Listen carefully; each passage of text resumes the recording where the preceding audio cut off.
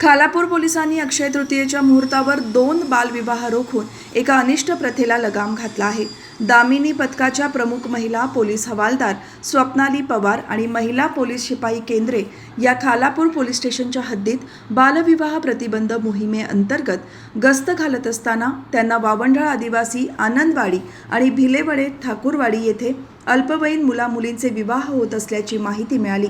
त्यांनी तातडीने घटनास्थळी धाव घेऊन वधूवरांच्या कागदपत्रांची पडताळणी केली असता दोन्ही ठिकाणी वधू आणि वर अल्पवयीन असल्याचे निष्पन्न झाले। या घटनेची गंभीर दखल घेत वरिष्ठ पोलीस निरीक्षक सचिन पवार यांच्या सूचनेनुसार दामिनी पथकाने वधूवर यांचे आई वडील, नातेवाईक, पोलीस पाटील, सरपंच आणि चौक प्रभारी विशाल पवार यांची तातडीची बैठक घेतली।